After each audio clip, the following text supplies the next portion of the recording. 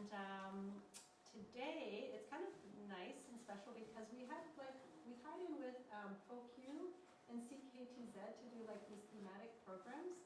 So, in December was winter, this month is love, right? So I overheard you guys did the chocolate workshop yesterday.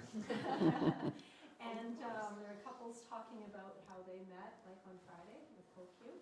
And then today, Brian reached out to Loretta and Dawn about what their story is. So they're sort of in keeping with our love theme. We did have a wine tasting 101 that got postponed due to the weather, but please stay tuned because that will be another sort of, exciting workshop offer. So today, let me see, after the event today, we'll have like tea and coffee, and Loretta did some beautiful baking, so help yourself to those, yeah. Wow. Washrooms are there, and Loretta has her work for sale also in the shop. So, she's wearing a piece of her wearable art now, and she has other works there. But I think I'll just pass it over. And, if donations are more than welcome, the participation here is great, but any donations help us to continue to offer these programs. So, with no further ado, I think Brian has a few words. We also have a beautiful dog here, Juno. You see something move. It's not an oversized mouse. It is Juno, who's an ancient one, right? James' dog.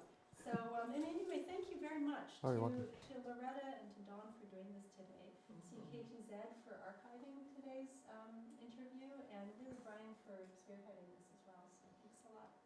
Okay, great. Thanks, Melanie. Mm-hmm. Hi, everybody. Hello. Welcome, as Melanie said, to the third Finding Home event. And thank you all for coming, especially on a day like today.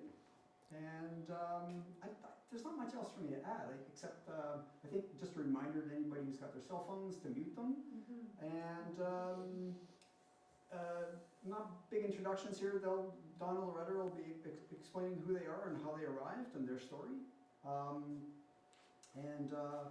Yes, Melanie made mention of Juno. I don't know if you can see him down there. I was going to hold him up for you, but he's kind of sleeping. So Juno's story, very quickly, is he's from Calgary originally. He's Jane's daughter's dog.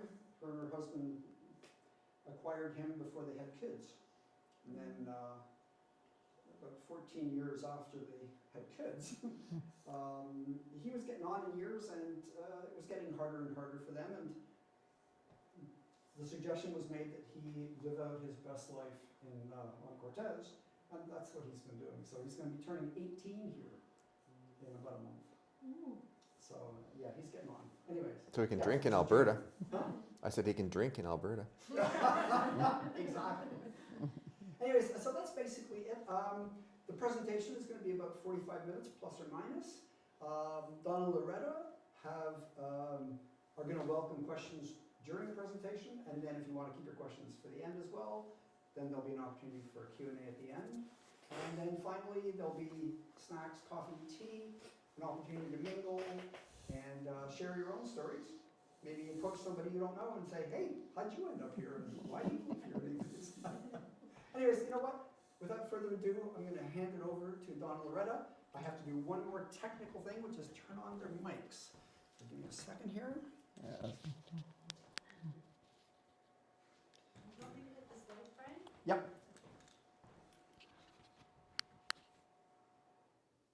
Perfect. That turned off the power for the projector. We can't turn that one off. Sorry. Well, that's okay. Okay, how did... You have to wait till it reboots again. That's okay. It'll just turn back on. Well, before that's going, I can just give a little bit of chatter about how Loretta and I first got together. Yeah. So Loretta was born and grew up in Vancouver. I was born in southern Alberta, but misspent some of my youth as a truck driver. So you'd travel through the mountains in the snow, and then the Fraser Valley would open up in front of you, all green and lush, even in the wintertime. And so I found myself living in the Fraser Valley. And then we both had training spouses. And when I met Loretta, she was at UBC, living at UBC, going to get her BSN there. She was also working as a massage therapist, a registered massage therapist. And I was a bus driver. And you getting it done there? No, but how do I get, I never know. The corner. No, it doesn't want It to. does, right there. No, but to, Yeah, you're looking for P62. I don't know what you're doing. no, we need you again, Brian. Hey, I'll be right there. Whatever I Pause do. for technical. Okay, that one, got it. Yes, you got it. There you go. Okay, Hey, perfect. technical break. Is it medium? Come on, come on. And it'll take a moment to come back up again. There we go. And then you gotta back up to your own images. Oh, there it is. Get my photos. Try not to So get when Loretta had babies before I met her, so the boys were young, she had had them off grid outside of Hope, and so she was a real pioneer girl to start with.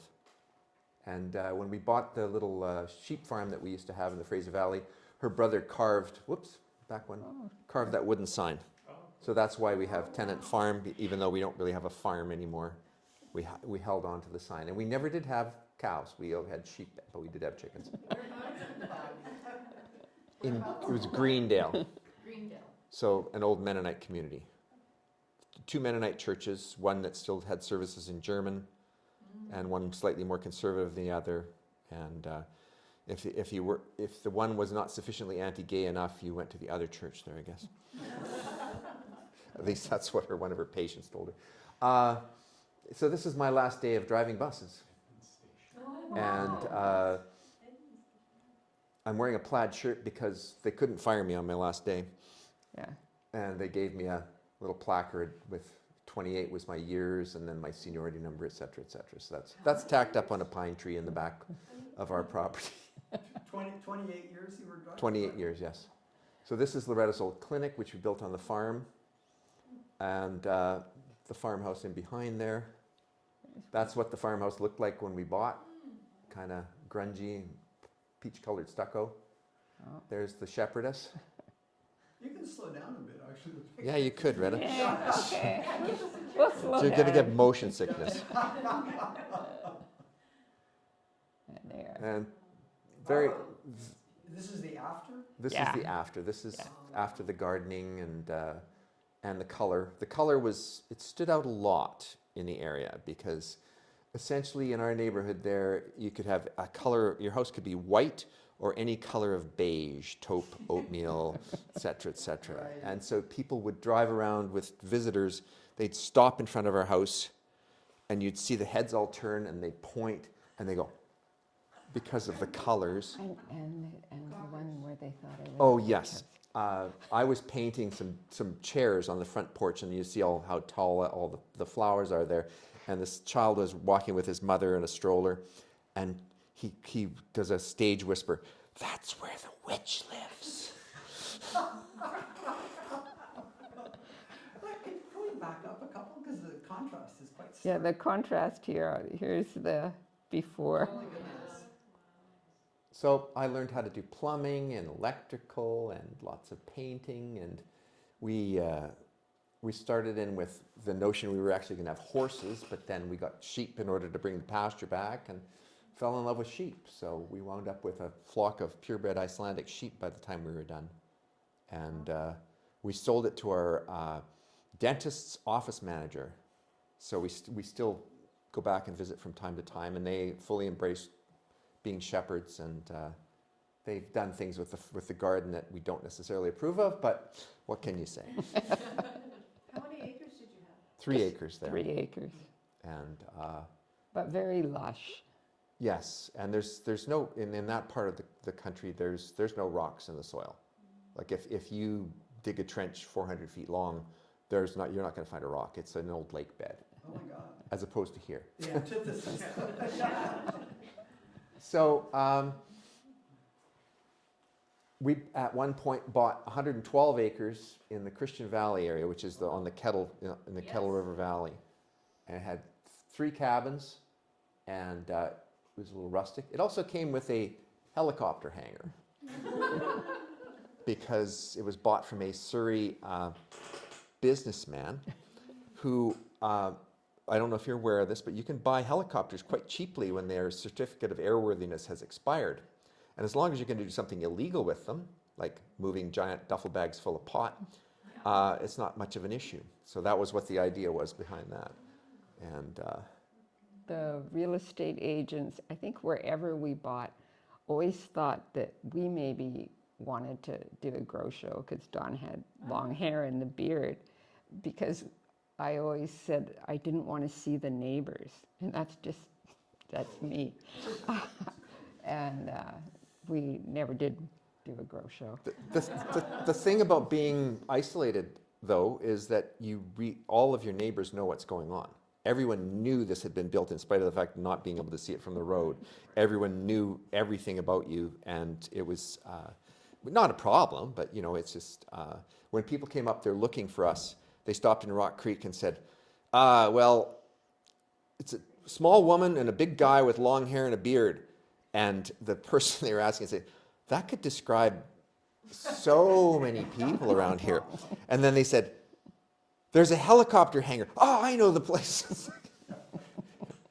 So we had a trip to Haida Gwaii where my flight wasn't paid for, but Loretta's was paid for. And so we went up there. We stayed with Susan Musgrave at her guest house in Masset. And this is the Naikun Provincial Park. You can walk for 5 hours there and not run out of beach. We had no idea of looking at real estate there, but everywhere we go, we look at real estate. So we met up with a real estate agent. We were checking some places out. And he said, well, I have to be honest with you. I've lived here 9 years, and not a single friend or a member of my family has ever come to visit. And so when we broached the subject with the boys and said, well, we're considering moving to Haida Gwaii, and they said, that's fine, but we will never visit you there. So then Loretta, we came home and she started doing a bit more research. We'd already decided that the Christian Valley wasn't going to work because we lost 2 really good neighbors there. And also the forest fire risk up there is tremendous from beetle kill and whatnot. So she's looking online and at the library, and she discovered Cortes, which is not all that easy to do. Like, it's kind of a bit hidden. Yeah, why don't you elaborate on that a little bit? That's interesting. Well, some of the government sites, when you look at islands, they omit Cortes. You're looking, they'll go to Quadra, like the signs when you're in Campbell River. Ferry says it's to Quadra. It doesn't say anything about Cortes Island. True. And I mean, Cortes Island has a really intricate network where other people, things happen elsewhere, and it's got connections with Cortes. And if I don't know someone, then you'll know them, and so on, right? There's no 7 degrees of separation on Cortes. Mm-hmm. And so yeah, we stayed with Denise Elo just down below the co-op when we came over. We had 3 dogs with us, and we walked everywhere. And at one point we're down near Hanks Beach, and Bill Wheeler was working on a stairway down below Barry and Carrie's place. And I chatted with him a bit. And then after we bought, I was back down on the same beach, and Bill goes, I know you. And I go, yeah, we were talking last time we were here. And he goes, no. So we met in Nelson. And so we used to take our fleece to Nelson to sell. And we were up there, and there was a performance by O Susanna, Susie Ungerleider, folk singer, at the old hotel in Nelson. And we're sitting around the old beer parlor with the terry cloth stretched tablecloths on them, and we sat with Bill and Mary Claire. And he remembered that we had been there and that we chatted there, and so yes, and now they're our nearest neighbors. Interesting small world. Very interesting serendipity. Yeah. So we wandered around the island and looked at various places. We were ushered around by Francis Guthrie, and we looked at Whaletown end of things, and we looked at some properties down here. But we drove in the driveway. Our place has a circular driveway and all the big trees. And Loretta just said, nope, this is the place. She didn't have to see the house. And which is just as well, because the house was in not great shape. Under the crawl space of insulation is hanging, and there's rodents in there and so on. Oh, this is a big old cedar tree that's in the, makes me look like I've got a beard that's 9 miles long, but it's not that bad. So yes, the trees. So it was a bit of a fixer-upper. Yeah, very much a fixer-upper. Yeah. And so this is kind of what it looked like. You don't see the insulation hanging down, but No fences. There was the remains of an ancient garden. 3 cabins stuck together. Yes, so the one going this way, built in the early 1970s by George Cirque, actually, I believe. One on the right. The one here, Okay. the north-south bit. And then the east-west portion was built later in the 70s. We were visited by a young girl who was born in the house at one point. And then this chunk down here was built in the 2000s, like 2006 or so. And the way I know the years is because when I was changing out the windows, the newspaper that was stuffed in the walls had the dates on them. And the superintendent, or whatever you want to call it, who was building this during the building of this house, was not someone who had any experience with this. So there was a lot of interesting features. Like Loretta wanted to change from a propane stove to an electric stove. So I was looking underneath and I found 220 volts, all right, hanging in midair, a live 220 volt wire just dangling down there. So yeah, it was entertaining. Yeah, the new part kind of looked like a mobile home, I thought. No, I won't mention her. But the listing agent at the time, well, we won't mention her anymore. You were saying, Loretta. Oh, just a beautiful inside decor. Yes, the inside was not a great color. The floors were kind of beat up old fir floors. They're now all tiled, and the paint has changed. We brought a lot of plants over when we came. And so hundreds of pots of plants, and that's a lot of the gravel that was removed from the garden as we were planting the plants. We also brought some bins of well-rotted sheep manure, which is always a benefit for your garden. And you can see at the front there, that's an open front porch, and the entry goes in straight. And if you go on, this is what I thought retirement was going to be. It's very rarely used. We had to fence for Loretta's garden and build gates. I hired, oh God, what's his name again? Fellow from Barbados that lives in Siskin. Oh, he was. Richard, yes, Richard was yes. amazing. He was just. And fence. he'd show up late, bring his thermos of tea, but just an absolute animal at working. So we were pounded in all these fence posts and built trellises for Loretta's clematis and collected things off the beach. That was Mercy, and Moses was the other pup. Oh, back up. Where'd they go? There they are. Moses was a puli. They're a Hungarian sheep herding dog that have dreadlocks. Oh. So yes, lots of scrounging. Of always finding flat rocks for stepping stones and hauling them back in my backpack from the beach. So more gates, some split rail fences, more gates. The gates keep coming. And at one point, and we did mention that the ground was a little rocky. That's a rock? That's a rock. Yeah. Oh my God. Yes. And when I moved here, had shoulder-length hair. My beard was much bigger. But I'd lived for 28 years in the corporate world with sporting a beard and long hair. And I moved to an island loaded with hippies. I have to stand out a bit more, so I got short hair and a shorter beard. But as you can see, Loretta's really embraced the garden here. There's a lot more visual interest to our garden here, whereas in Greendale, everything was completely flat. And so the rock garden in the back, and she's taken part in or we've taken part in the garden studio tour a couple of times now. We, at a certain point in our life here, became the unfortunate owners of a rather run-down tiny house. So Matt moved it into place, and then we got stuck with it.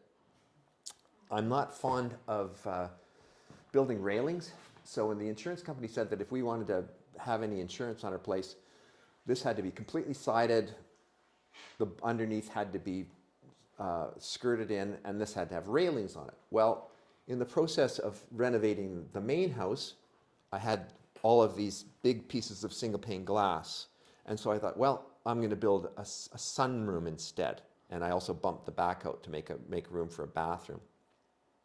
And all of the cedar that went on this all came from trees that were milled from our place, and a whole bunch of the interior trim as well from fir that came from our place.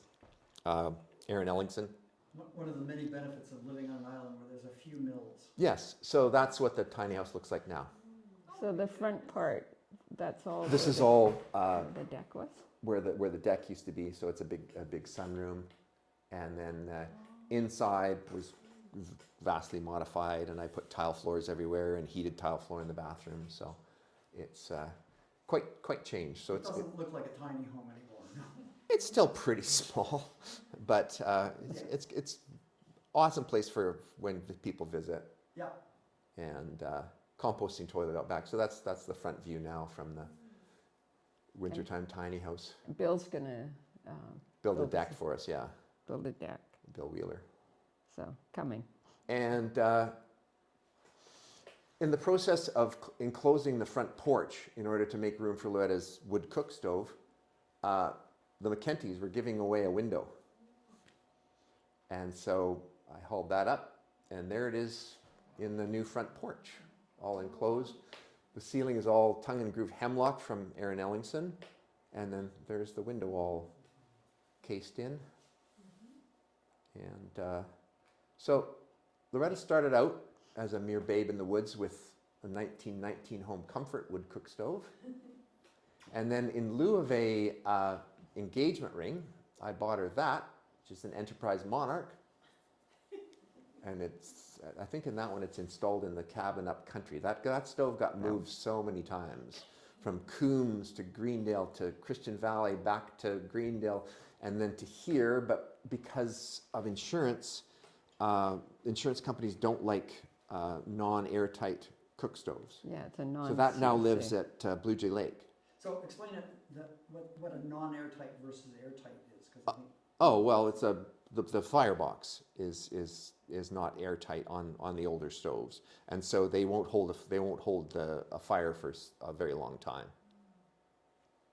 oh, I see. Okay. I mean, it did have a water jacket, which heated up water for Loretta's baths. And Yep. I don't know that they'll cover ones like that are right on the floor too. Oh, It it's doesn't. also right on the ground. It doesn't have legs, even though there's sort of a Oh, yeah. airspace. In my original one, it might not have been that safe, but that bottom one, little thing beneath the oven held your kindling, and it was so it good. would be very dry. Yes, and it never did catch fire. I'm alive to tell the tale, but it was my original. Anyhow, so This is the airtight. So this is from a place in Ontario, Margin Stoves, and it will hold a fire all night long, and has a water reservoir on the far side there. And there's the tile floor where earlier you saw the old fir floor. There's me sitting in my office. Because after a period of time working for Hollyhock, I became assistant wharfinger, and then wharfinger, and then Jenny moved to Powell River, so now I am the harbor master. So I go around, well, every day in the summertime we have somebody doing rounds. The wintertime right now it's like do a day, skip a couple days, do a day, because it's just not that busy on the docks. And so I maintain things and referee disputes between boaters. Try to shake people down for a bit of cash. Well, just as an aside, the Harbor Authority is an all-volunteer board, and Small Craft Harbors, which is Department of Fisheries and Oceans, they don't support these docks like they used to. They provide very little funding. Like if it's a major capital project, we can eventually get something done. But I'm in my 6th year now with the Harbor Authority, and 6 years ago we were #1 on the list for a new dock at the Gorge, and we're still #1 on the list for a new dock at the Gorge. So, and they're drawing back, and so if people want to see docks on the island, they need to pay their moorage because they're going to go. Like particularly Manson's, small craft harbors would love to divest from Manson's, because although currently Stacy Rock is there like a commercial fishing vessel, but ordinarily Stacy Rock's at Cortes Bay, and that's the reason for small craft harbors, is a safe harborage for working fishermen and the shellfish industry. They don't care about recreational boaters at all. So yeah, there's my little spiel on that. Okay. Good place to plug it. Oh, Loretta wanted studio space, so we found a place near Nanaimo that sold these bunkies. I borrowed Tony's van and hauled her so that's the studio bunkie. up on a trailer, and So that's the whole thing? Yeah. that was the whole thing. Yes, Yeah. tucked inside the van and on the trailer. Amazing. Like that and that. Okay. Well, we'll see some pictures in a moment. Yeah, of the yeah. finished product. Brian lent me a hand a bit when I was putting it together. So put down a concrete pad, and then it goes together like an old children's toy called Lincoln Logs, where you just kind of fit them together, and there's a sacrificial thing to beat on to knock them down into place. It came with all the windows, all the doors, The hardware. yeah, all the hardware. And if you've ever had your hair cut at Anushka's, she also has one from the same people. That was my inspiration. The biggest challenge with this, I think, from my experience with it, was you have to pay attention to the instructions because every log has a code. And it's like, that log goes there. It's not like, oh, that one's close enough. Well, and It's gotta be the that. instructions were for a slightly You different didn't like our cabin as well. chaos. Our lack So of- once they go together, they don't want to come apart. No. So yeah, and at the front, it doesn't really tie together till you put the piece on that goes over top of all the doors and windows. So the thing's starting to go like this. So I had to clamp it together to get those pieces in there. And of course it rained. Yes. And it's not supposed So to I had get to wet. keep tarping the top of it in between the rainstorms. And I'm not really comfortable with heights, but I did get up there, and we used the community scaffolding. There's scaffolding on this island that belongs to somebody who hasn't lived here for 20 years. And Fred Savage sort of kind of looks after it, but at any given time, it could be anywhere. And so when I needed it, I talked to Fred. Fred says, oh, David Shipway has it. Went around, he's not there. Finally we encountered David and Romney down on the dock. Oh, yeah. So got together with that. Some parts of it are missing, other parts are not missing. I think Sherman had some of it. And so we finally got it all together. And I borrowed another piece of scaffolding from Brian as well. So this is after the roof's all on. And I haven't got the front porch built yet. No. There's I the did a bit boss of work doing her posing, doing some painting or staining. where it didn't show. This is where, before we got the right color for the trim up top, we have a darker color now.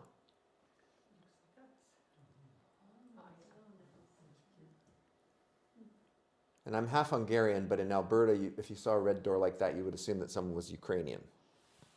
Because certainly in northern Alberta, generally a red door implies that the person had Ukrainian heritage. It's very, very common. And I did not tack a pine bough at the top of it when I was done. But you wanted to paint that little. Oh, the thing little red. triangle up there. And yes, it looks great. It's the red complementary color. Fades So with this is where Loretta does her thing with spinning and weaving and knitting. And there she is at one of her many, many, many spinning wheels. I think she has 5. She might have 6. 5. And there's the Saori loom that she has 2 of. And some pillows that she made for her sister and her wife. One of the squid vests with a fun closure. The sign. Ta-da. And that's, Freestyle weaving. well, it's an Saori loom, and while apparently initially I was going to call it Saori weaving, but it seems that It's trademarked. it's trademarked and So no one's allowed to and use it's the word. bought by, whatever international, they're heavy duty, the new owners. And so There is one sign that I did have made with the wrong wording, but I've been able to change it off from Sayori to freestyle. So I'll just plead ignorance if they really don't like my sign. It's Freestyle seems to have it's a like two cachet, it's a I know. a two harness weave, so you can only do plain weave, but there's lots of weird and wonderful things that she adds in with clasp wefts and supplementary warps and so on. I used to weave myself, and I'm going to start weaving again. So. Right. Loretta, when I visited them just a few days ago with Dawn and Loretta was telling me that Dawn is getting a new loom. Yeah. That, why don't you tell us a bit more about it? Well, Don previously had a big loom. It took up an entire room of the house. Yes, it was 60 inches wide, but much wider than that with the ends. And 8 harness, which means that it could make complex kind of weave patterns, and that's what Don likes. And it just was too large for our house. So he finally, after many years, sold it. I guess that was a couple of years ago. And then I got into the Sayori weaving. So I kind of stole the weaving thing from him, because Dawn's email is Weaver Dawn, you know. And so I always felt kind of bad about that. And then, I don't know, a couple of weeks ago, I was looking on Facebook, and there was a small-sized but 8 harness supplemental warp beam kind of loom that I won't use, but Dawn would love. And it turned out they were Vancouver Island. And so I got it for him, and we're actually meeting up next week when we're in, where are we going? Port Alberni. Port Alberni for the Harbor Authority Conference. And so Don's going to have his loom, and so yes, I will have my looms, but Don will have an 8 harness loom that will be strictly his. This is because weavers come in 2 groups in general: color and texture, pattern is design, and they're slightly different. So the correct answer to someone who's into pattern and design is how many harnesses do you need? And the answer is more. You know, looms come with like I've seen a loom with 32 harnesses. And a harness is what moves the threads up and down. Like the threads go this way, that's the warp. And the weft is the stuff that goes side to side. And so the more manipulation you can do with the individual threads, the more complicated the design is. Right. And it's almost like a pixel. The more harnesses, the more pixels. yeah, and I mean there's looms Sort that of. have computer activated as harnesses as well, even right down to individual warp threads. But that defeats the purpose of hand weaving, in my opinion. And so she has a worker who will warp the loom for her, and so she gets to weave, and without doing the dirty work to get started. You need good vision to get the loom properly threaded and warped. And at the moment, my vision doesn't do that. So Good enough for patterns. But where I'm using simple with the 2 harness. The weaves are just, you know, threads going this way, threads going this way, which is wonderful because it means I can use my hand spun, and I'm spinning up just singles. I can make them chunky and colors and, you know, whatever, sky's the limit kind of thing, and weave with it, where that would totally destroy Dawn's pattern kind of weaving, because you'd want to have the right, how many threads this way and how many threads that way, and, you know, all the variations. So just very different styles. right. She's actually been selling things, which I never have done myself. I've only ever made things to give to people that I love. And so I made a rug once for some people as a wedding present. And another friend of ours saw this rug and thought it was wonderful and asked, innocently enough, how much I would charge to make them a rug like that.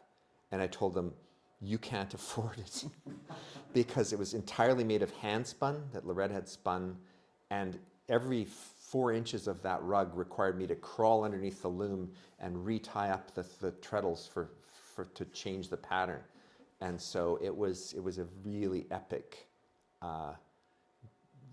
journey building that rug and making that rug. And Loretta still has a shawl that I made her that was won an award. So I can weave, I just haven't been weaving. Right. Now we can look forward to seeing some more of your Yeah. work. And I mean, we kind of got into the whole fiber art by accident as well. We had the sheep that we got in order to have the pasture recover so we could keep horses. We never had horses in the long run. Someone wanted to trade one of our black ram lambs for a spinning wheel. So traded, but the spinning wheel was broken. So in my travels, found a woman in Nelson who sold parts for these spinning wheels.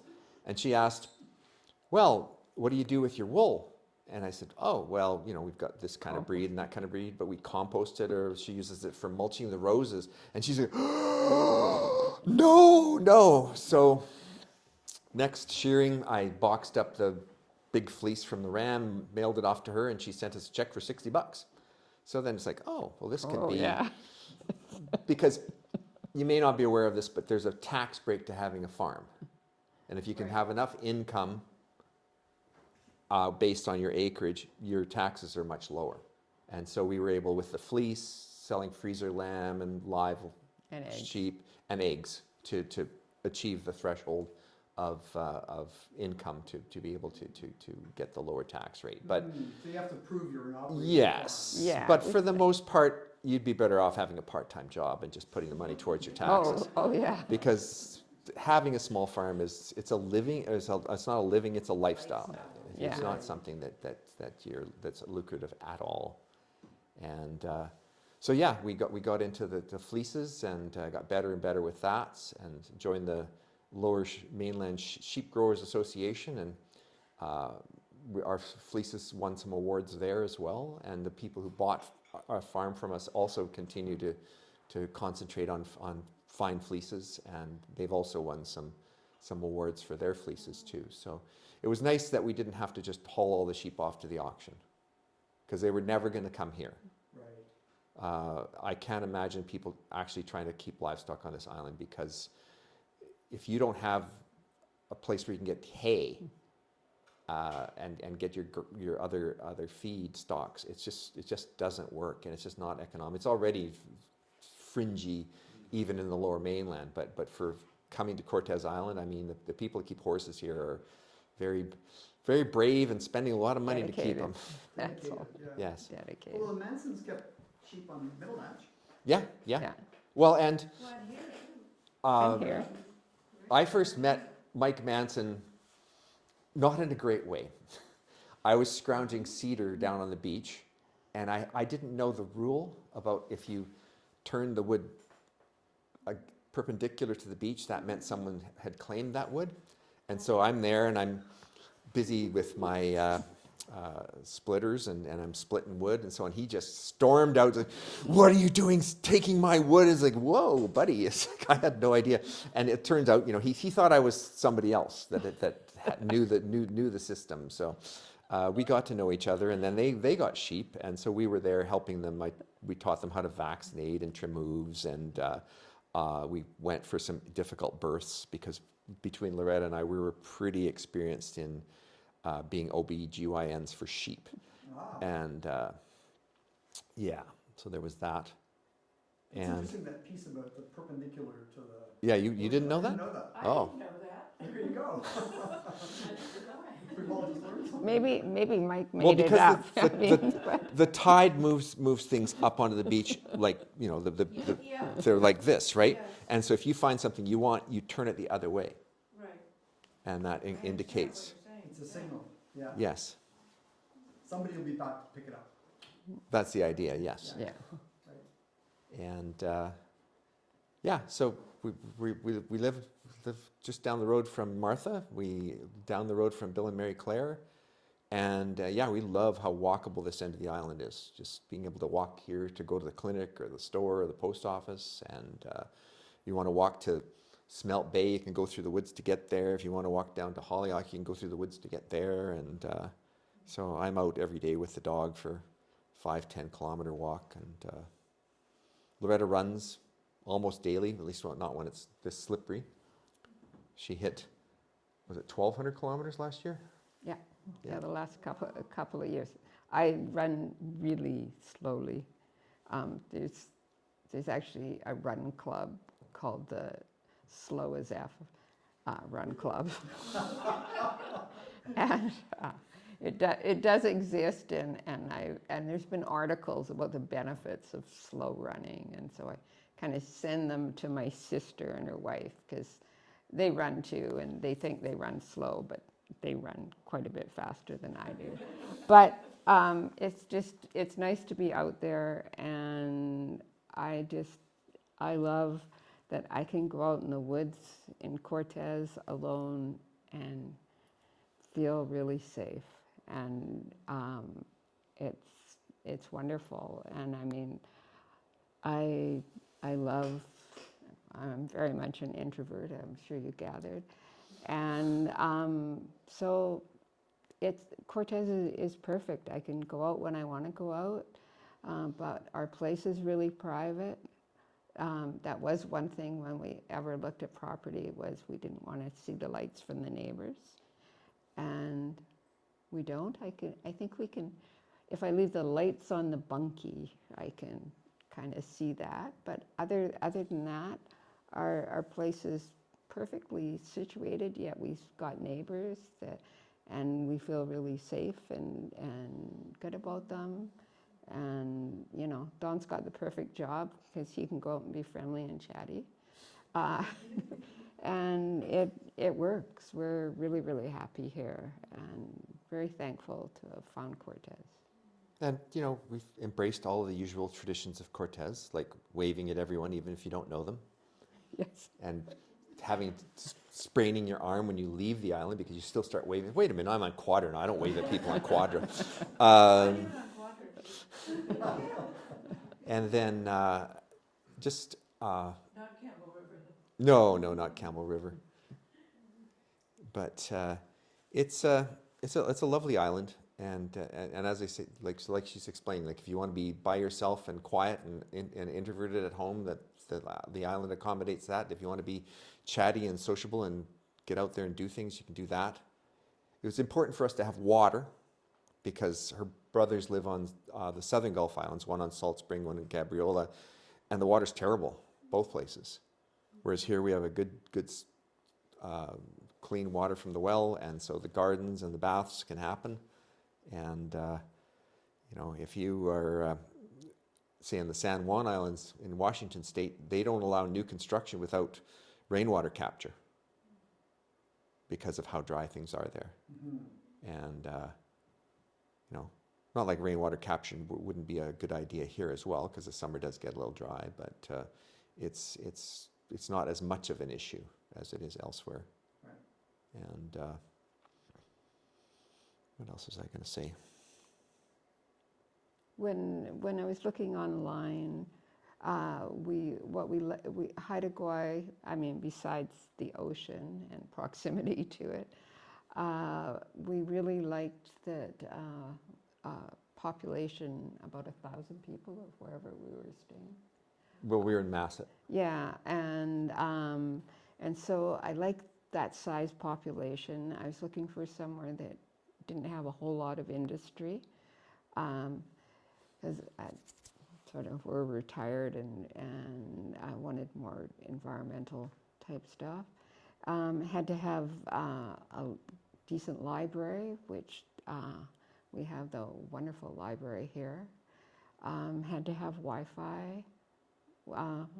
We didn't realize about the dead zones, but fortunately we managed to luck into a property that had some, and we're actually, our end of the island, I don't know about everybody, but we were able to get hooked up with the really fast Wi-Fi Yeah, now. City West. City Yeah. West, and we're loving that. So it's worked really Yes, well it's for it's us. blazingly fast Yeah. when it works. Yeah.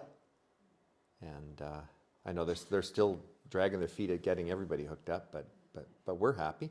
Yeah, and we did end up with putting in a backup generator system. That was something, because I'd lived off grid. When we looked at properties, I realized, and we'd had Christian Valley off grid as well, that as fun as it wasn't what I wanted for retirement and for day in, day out. And so we did have I guess you did some of the installation and electricians, whatever, to have a system that kicks in when the power goes out automatically, and that is nice, very nice to Yeah, have. it's good to have that backup. Yeah. Sounds like you're wrapping it up. Is there any questions that we might have from the audience? Where are you gonna put your loom?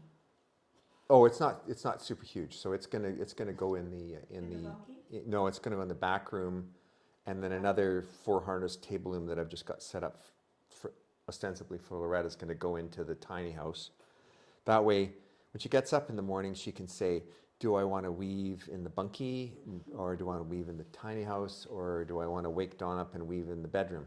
Because we keep slightly different hours. I spent most of my working career working in the evenings, and so I have a tendency to go to bed a lot later than she does and get up a lot later in the morning, whereas she is a lark and is up at 5 o'clock in the morning or 6 o'clock in the morning, and I'm pretty happy getting up at 9 o'clock in the mornings. Or 10. No, occasionally, but not really. But Sure, why not? So is the bunkie warm in the winter?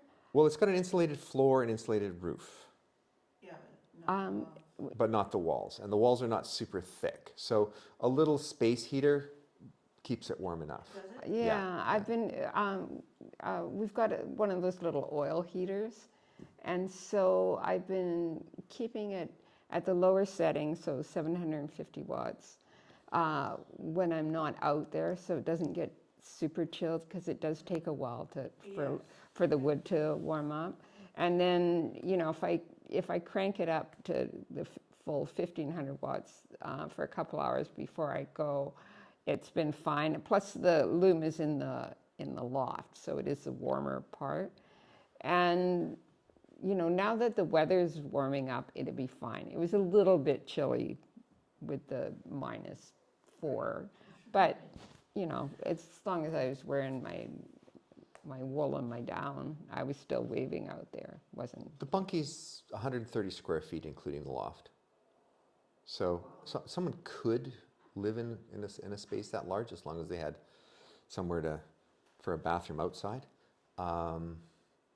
It would probably work for a little village of, if you had a central kitchen and bathroom facility, you could have a bunch of bunkies out there. They make ones of various size, but that one's the cutest one. And I don't know, there was some other thing I was going to mention, but I can't remember now what it was. I'm sure it was very important. All right. Well, I think that's it. Do we know what time it is? It is just about 3 o'clock, 8 minutes to 3. Okay, perfect. What year did you guys move? Oh, that was Can you in repeat the question? 2014. We came here in January 2014, bought in March 2014. I retired in August, and then we had already been gradually moving things in 2014 while I was still working. Loretta had semi-retired already, and so lots and lots of trips with station wagon pulling a trailer, and then finally a great big U-Haul with a trailer behind it. And when we were moving here, I still owned 5 cars, because that's kind of my thing. And so when we got here, we all just Mercedes. yeah, we only had, I think, 3 cars when we moved Old here. ones, but Yeah, and then I finally started selling them off. I had a beautiful old Mercedes convertible that it's lovely on sunny days, but we don't get enough of them. And so I sold it to a fellow on Quadra. He had it for 2 weeks and it broke down. He backed out of his place a couple hundred feet down the driveway and then tried to put it in gear and it wouldn't go in gear. And there was nothing that I had done or I didn't know this was going to happen. So I knew exactly what was wrong. I coached him through fixing it and so on. And then years later, walking the dog, waiting for the ferry in Campbell River, and there's this group of SUVs all parked over closer to that longhouse. And I could hear this noise, and I thought, that sounds very familiar. And I come around, and here's a guy trying to start that convertible. He just bought it from the guy on Quadra. And so I said, Bluebell. here's what you need to do. But yes, I do have a bad habit of having too much machinery around. So we've pared it down now to just, I have an electric car and then a car that Loretta will occasionally drive. She's going to have to drive on Monday because we're going away and we have to stash the car in the lineup for Tuesday morning. So that's going to be the first time you've driven in many, many months. No. I think we did a stash last month or something. I drove it. Did we? Oh, yeah. You don't want to get too much driving. And she doesn't do ferries. She doesn't drive on ferries. So it's going to be interesting. I have a shoulder replacement coming up. So she's going to have to drive a little bit during that time. All right then. Either that or I'll let Ian give me a ride on the bus. Right. All right. Well, that's it. Well, that's Thank you all all very done. much. And, You're welcome. Thanks for turning out in the snow. Thanks for coming. We have coffee and herbal tea and some beautiful treats that Loretta made. Yeah, those treats are wonderful. They're beautiful. There's rosemary shortbread and then some lemon gluten-free shortbread that she made. So thank you. Great, thanks everybody for coming and then just, Yeah, welcome to hang around and no just hurry. social. Yeah, great. Totally.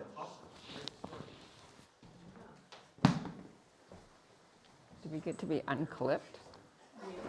Oh, you got Brian. Oh, we're still being recorded.